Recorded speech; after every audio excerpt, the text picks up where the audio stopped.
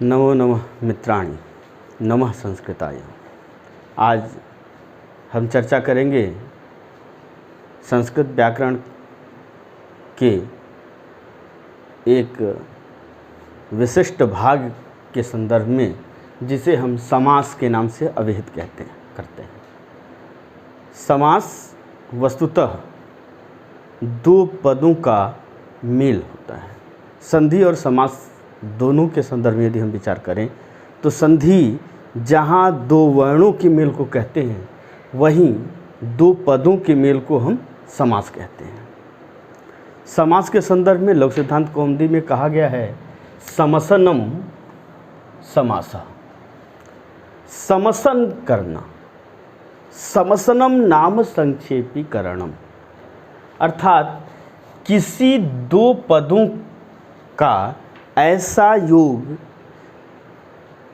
जो संक्षिप्त होते हुए भी एक विशिष्ट अर्थ को कहे। विशिष्ट अर्थ को कहने का तात्पर्य यह है कि समास को हम हमारे संस्कृत व्याकरण में वृत्ति के नाम से कहा गया है। वृत्ति पंच वृत्तियाँ जो संस्कृत व्याकरण में हैं, उसमें समास भी परिगणित है। तो वृत्ति के संदर्भ में हम यदि समास का एक सामान्य अर्थ करें, सामान्य परिभाषा करें, तो हम कह सकते हैं दो पदों का ऐसा संक्षिप्त स्वरूप जो दो पदों के साथ ही साथ उनके एक विशिष्ट अर्थ को अभिव्यक्त कर दे, वह समास होता है। लघु सिद्धांत कौमुदी में समास के 5 प्रकार कहे गए हैं। 4 समास: अव्ययी भाव समास, तत्पुरुष समास, बहुव्रीहि समास, द्वंद्व समास। इन चारों के अतिरिक्त एक समास और परिगणित है, जिसे केवल समास कहा गया है। केवल समास, केवल शब्द अपने आप में अपनी परिभाषा व्यक्त करता है। केवल समास का तात्पर्य है विशेष संज्ञा निर्मुक्तः, अर्थात जिसकी कोई विशेष संज्ञा नहीं कही गई हो, जिसकी कोई विशेष परिभाषा नहीं कही गई हो, जिसका कोई विशेष नियम नहीं बताया गया हो, वह समास का रूप केवल समास के अंतर्गत आता है। केवल समास के उदाहरण स्वरूप में भूतपूर्वः दिया गया है। भूतपूर्वः अर्थात पूर्वम भूतः भूतपूर्वम, पूर्वम भूतः भूतपूर्वः, अर्थात जो पूर्व में हो चुका। अब यहाँ जब व्याकरण के नियम की बात करते हैं तो यहाँ सामान्यतः सहसुपा सूत्र से समास होता है। सहसुपा सूत्र किन्हीं विशिष्ट नियमों की बात न करते हुए सामान्यतः यही नियम करता है, समर्थ सुबंत का समर्थ सुबंत के साथ समास होता है। अर्थात सुबंत के दो पद जो समर्थ हों, अर्थात अपने अर्थ को अभिव्यक्त करने में समर्थ हों, उन दो पदों का जब मेल हो जाए और वह दो पद एक विशिष्ट अर्थ को अभिव्यक्त करें, तो उस अभिव्यक्त अर्थ को करने वाला जो शब्द है, वह शब्द केवल समास के अंतर्गत आता है। अर्थात यह भूतपूर्व, यह जो समस्त पद है, वह केवल समास के अंतर्गत आता है। प्राचीन वैयाकरणों ने उसे सुपसुपा समास भी कहा है।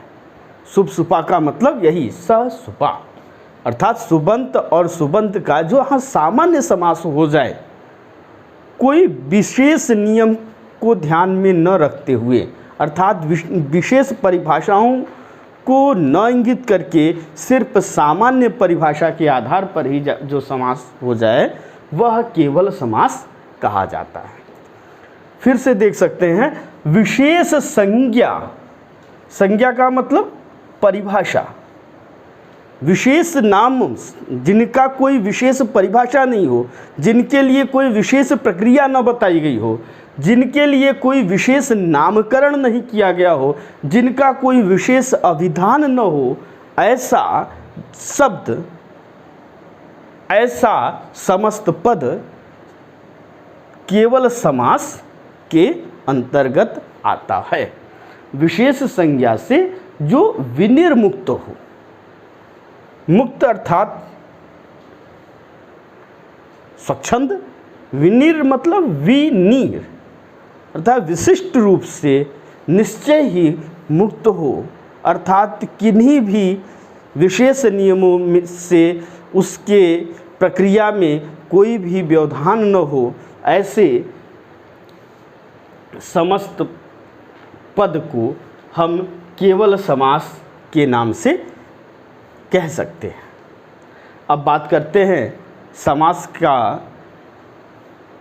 दूसरा भेद, जिसे अव्ययी भाव समास कहते हैं। अव्ययी भाव समास को सामान्यतः हम कर लें अव्ययी भाव, न अव्ययम अव्ययम भवतीति अव्ययी भाव। जो अव्यय नहीं है उसको जो अव्यय बना दे, ऐसा जो समास वह अव्ययी भाव समास है। अव्ययी भाव समास के संदर्भ में लघु सिद्धांत कौमुदी में कहा गया है प्रायेण पूर्व पदार्थ प्रधान, अर्थात प्रायः का तात्पर्य है कि अधिकांशतः, अर्थात इस प्रायः कहने का तात्पर्य आगे जब हम विशेष रूप से चर्चा करेंगे तो बताएंगे कहाँ कहाँ पर ऐसे अपवाद मिल जाते हैं जहाँ पूर्व के अतिरिक्त परपद की प्रधानता की भी बात की जाती है। तो जहाँ पूर्व पदार्थ प्रधान हो, प्रायः जहाँ पूर्व पद का अर्थ प्रधान हो, पदार्थ पदस्य अर्थः पदार्थ पूर्व पदार्थ प्रधान इति पूर्व पदार्थ प्रधान, अर्थात जब दो पदों का योग जिसमें पूर्व पद की प्रधानता हो उसे अव्ययी भाव समास हम कह लेते हैं। जैसे उदाहरण उपकृष्णम है। उपकृष्णम इस समस्त पद का जब हम विच्छेद करते हैं यानी विग्रह करते हैं तो उप शब्द समीप अर्थ में प्रयोग हुआ है, अर्थात उप अव्यय है। यहाँ इस अव्यय का प्रयोग समीप अर्थ में है। एक सूत्र आता है अव्ययम विभक्ति समीप समृद्धि विध्यर्था, वो विभिन्न अर्थों में आए हुए अव्ययों का समर्थ शब्द के साथ समास करता है, समर्थ शुबंत के साथ समास करता है।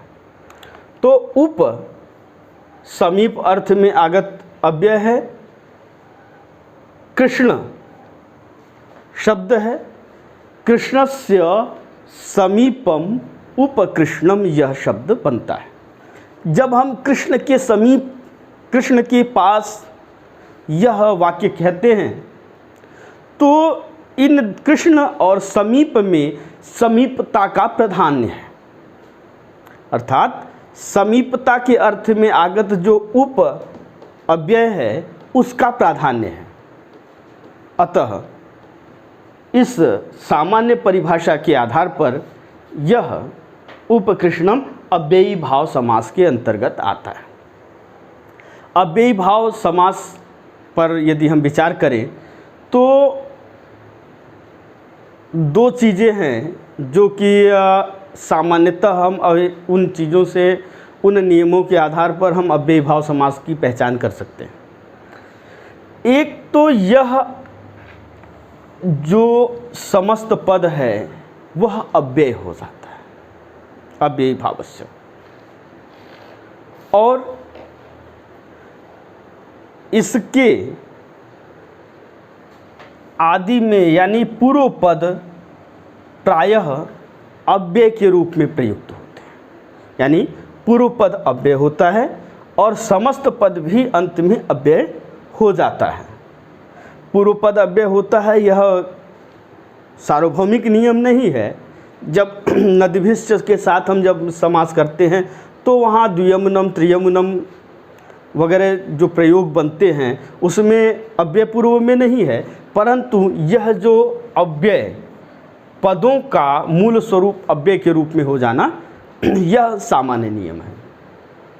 तो हम अव्ययी भाव समास को सामान्य रूप से यदि जानना चाहते हैं तो हम चर्चा कर सकते हैं, हम कह सकते हैं कि प्रायः जो पूर्व पद के अर्थ की प्रधानता व्यक्त करता हूँ, अर्थात ऐसा समास जिसमें पूर्व पद का अर्थ प्रधान हो, वह अव्ययी भाव समास है। अब समास का तीसरा भेद तत्पुरुष समास, इस पर हम चर्चा अपने अगले वीडियो में करेंगे। धन्यवाद।